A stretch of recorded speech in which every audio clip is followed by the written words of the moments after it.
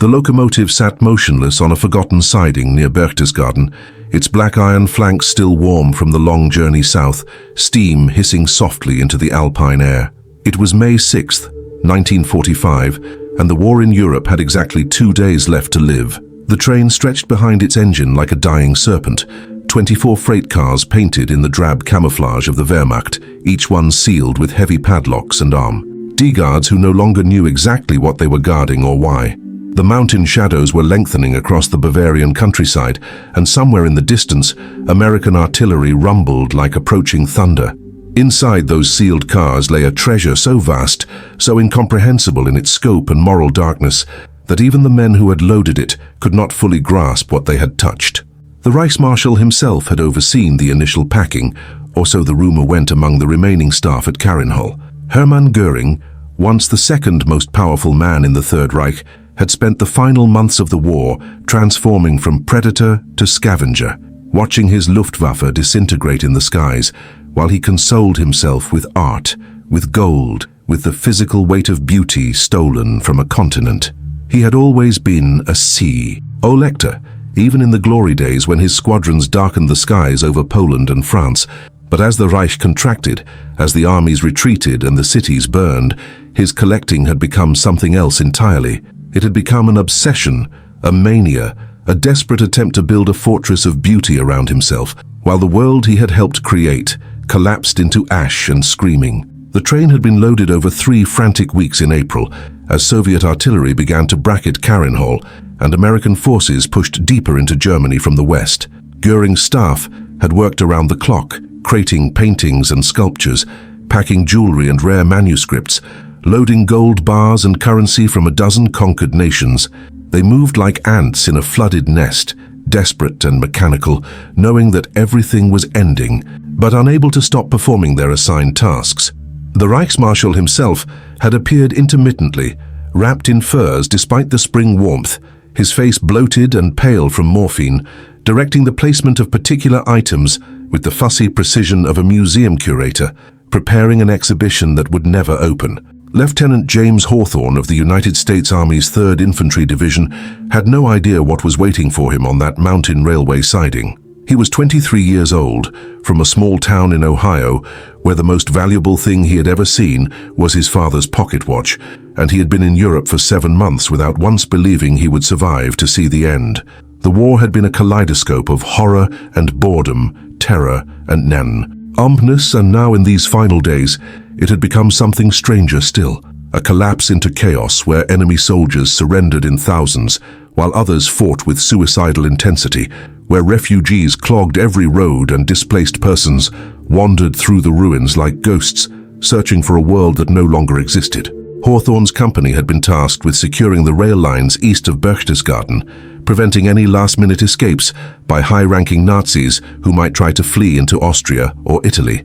It was tedious work, checking papers and searching vehicles, and nobody expected to find anything more interesting than frightened bureaucrats and exhausted soldiers. When the scout patrol radioed back about a train sitting on a siding with SS guards still in position, the captain had shrugged and told Hawthorne to take a squad and secure it. Probably a supply train, he said. Probably nothing. They approached cautiously in the late afternoon light, weapons ready, expecting resistance or a trap. The SS guards, 5 of them, watched the Americans come with expressions of profound exhaustion. They did not fire. They did not run.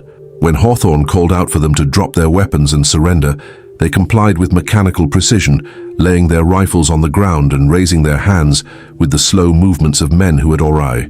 Edie surrendered to something larger than an approaching squad of enemy infantry. One of them, an Obersturmführer with hollow eyes and 3 days of stubble, spoke reasonable English.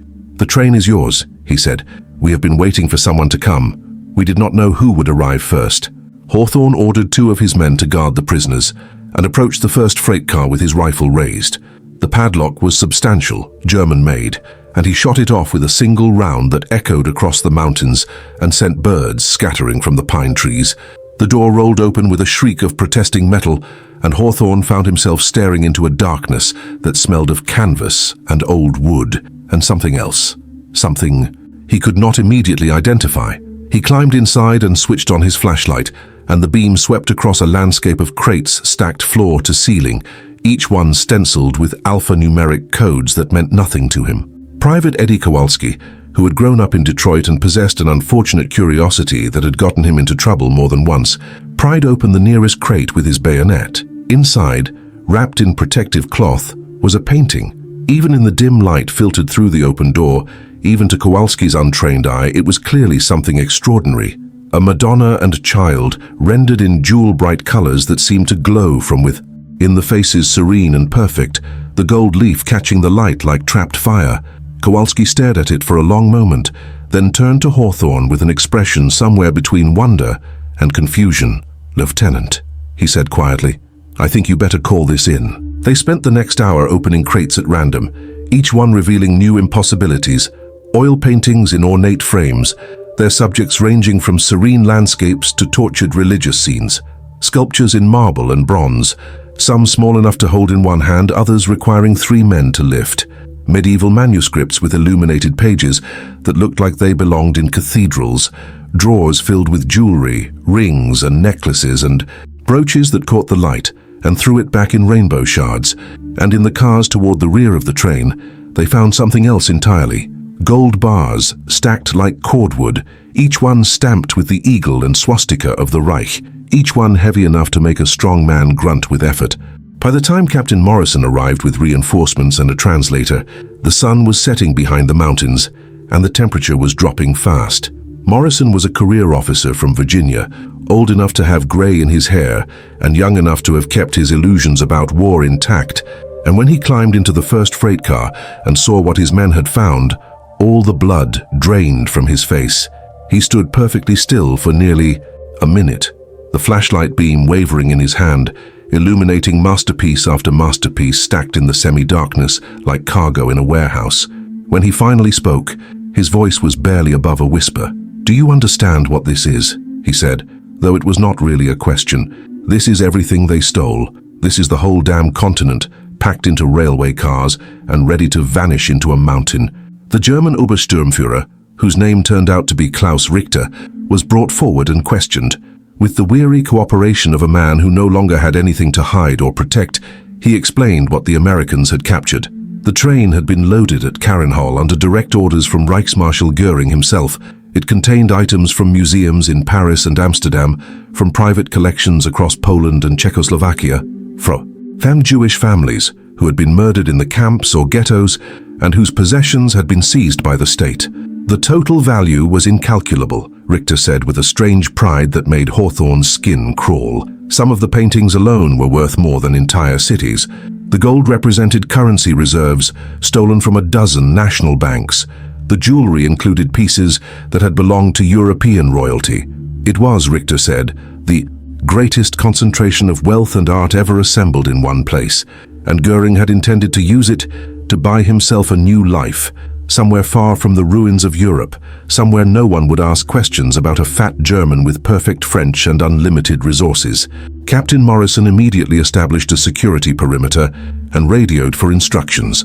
What came back from division headquarters was a terse order to maintain position and allow no one to approach the train until senior officers could arrive. Within 24 hours, the siding was surrounded by military police and intelligence officers, and within 48 hours, men in suits had arrived from places that did not officially exist. Carrier, non-authorization letters signed by generals whose names made colonels snap to attention. The train and everything it contained had become, overnight, one of the most sensitive discoveries of the entire war. The cataloguing took weeks. Art historians were flown in from London and Paris, experts who walked through the freight cars with expressions of mounting disbelief, identifying works they had believed lost or destroyed.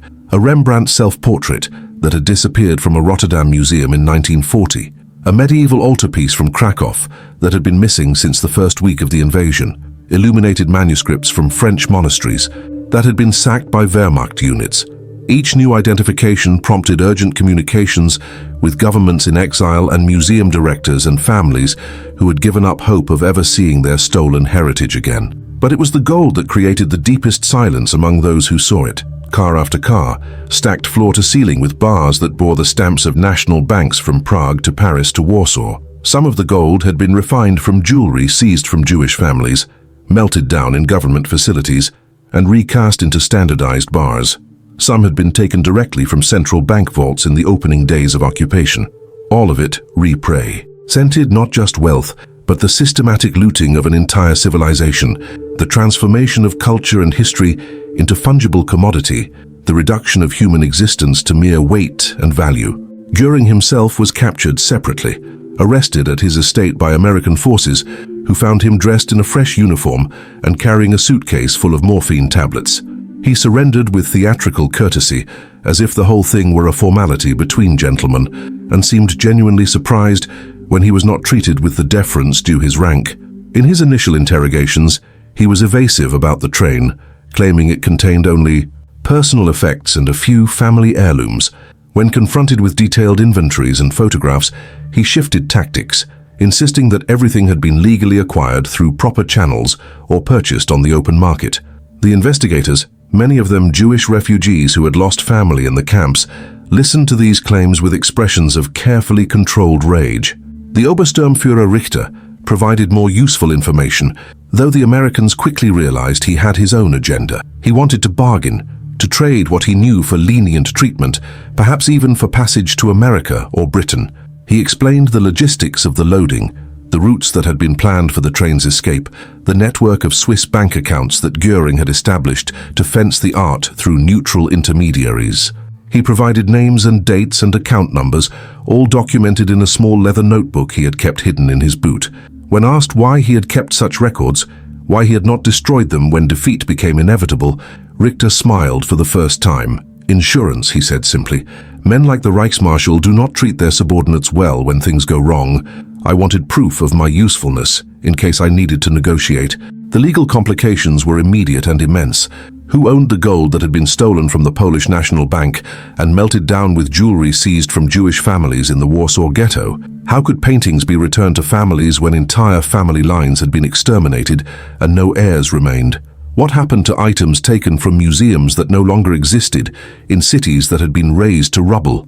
The lawyers and diplomats descended on the problem like carrion birds, each representing different governments and institutions and interests, all demanding restitution and recognition and justice.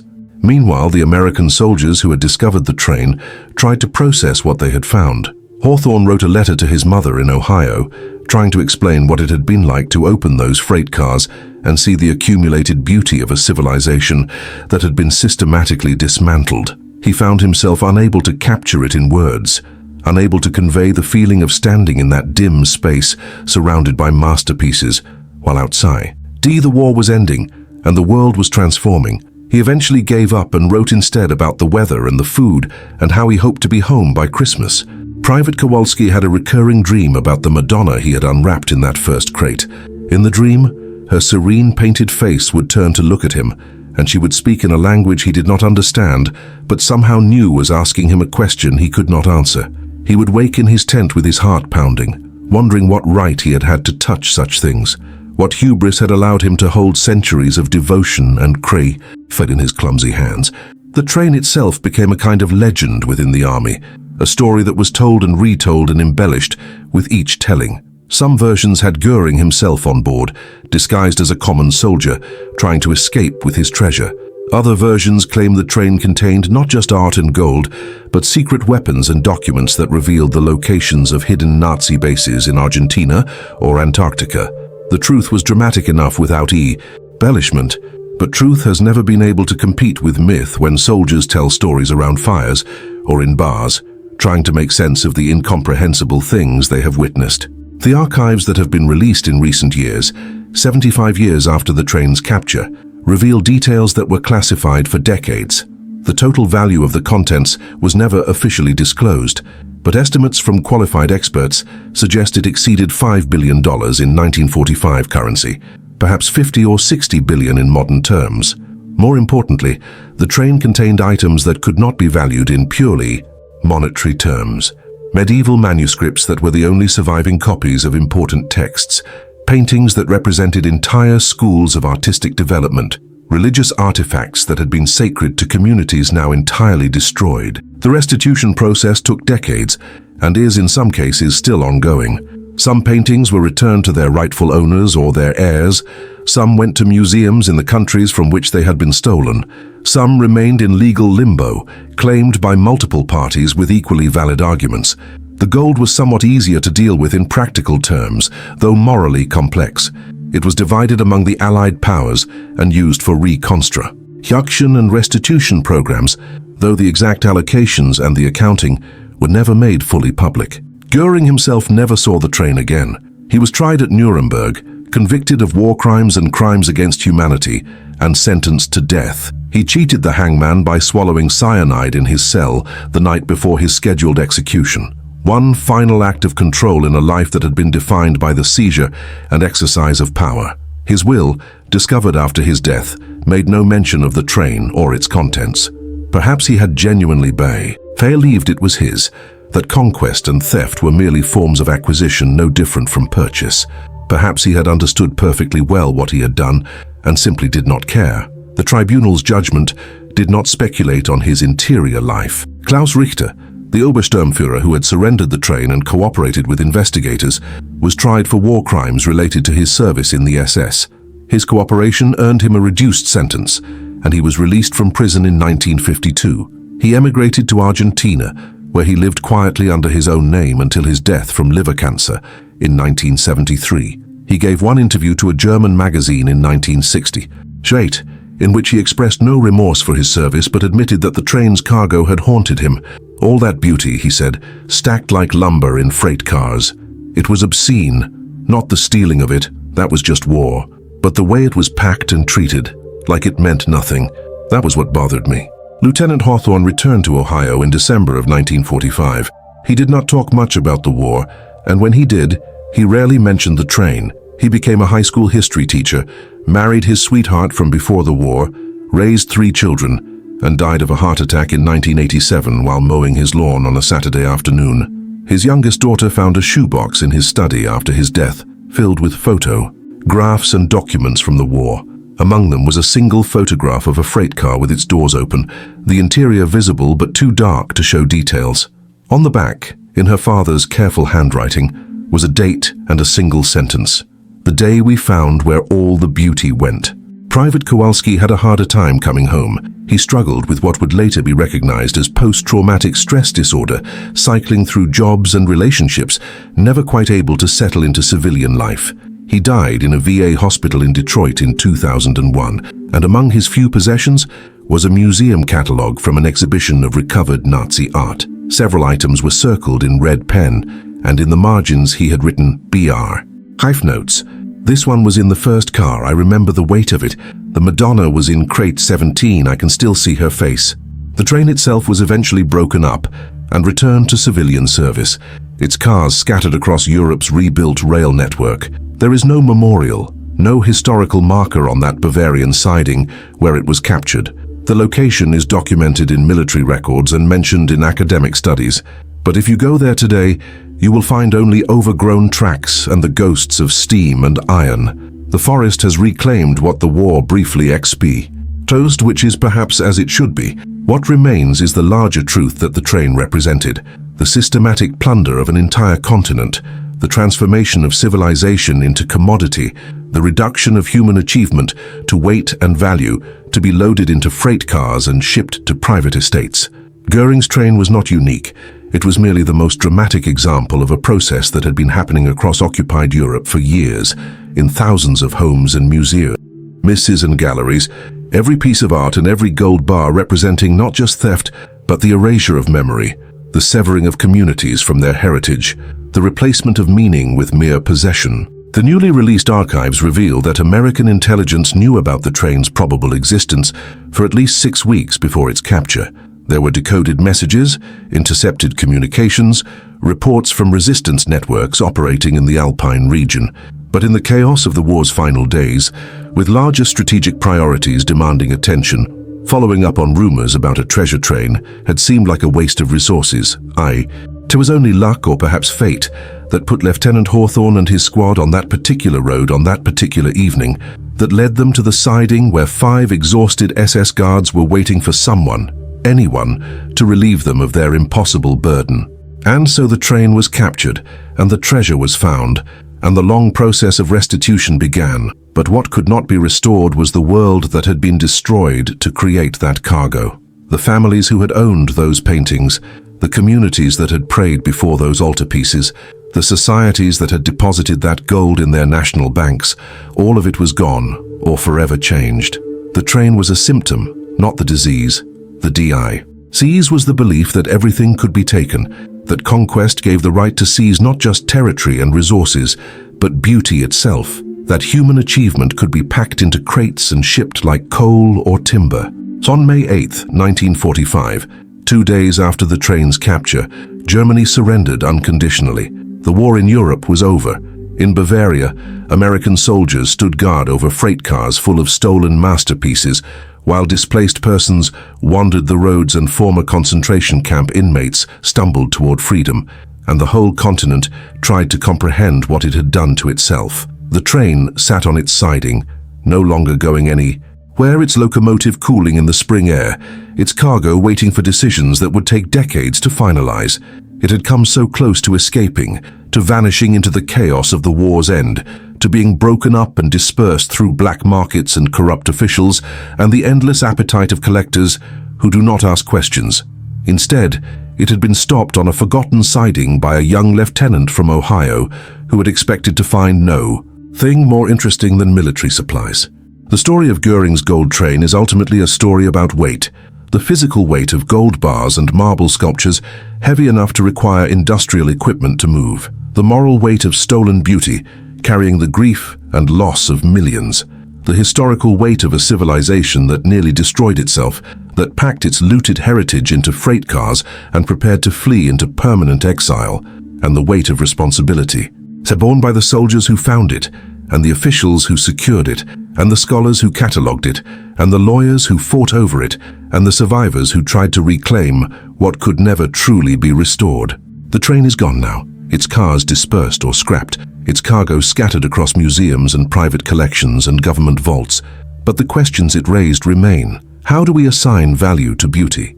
What do we owe to the dead? How do we restore what cannot be replaced? And perhaps most troubling, how many other trains were there? How many crates and vaults and hidden repositories? How much was lost forever in those final chaotic weeks? Everything was collapsing and desperate men were trying to preserve something, anything of the world they had known. The newly released files do not answer these questions. They merely provide more details, more names and dates and inventories, more evidence of what was already known, but not fully understood. They tell us that the train contained 5,423 individual items. They tell us that restitution claims were filed by 378 different parties. They tell us that 17 items were never conclusive, easily identified and remain in storage, waiting for someone to recognize them and claim them and give them back their history. But they cannot tell us what Lieutenant Hawthorne felt when he opened that first crate, or what the Obersturmführer Richter thought during those final weeks guarding a treasure he could not keep and could not abandon, or what Göring himself believed as he packed his stolen beauty onto railway cars while the Reich burned around him. They cannot tell us what it meant to reduce civilization to cargo, or what it means to try to restore what violence has taken. They can only show us the weight of what was found on that Bavarian siding in May of 1945, the accumulated beauty and grief of an entire continent, packed into 24 freight cars, waiting to be claimed by whoever came first.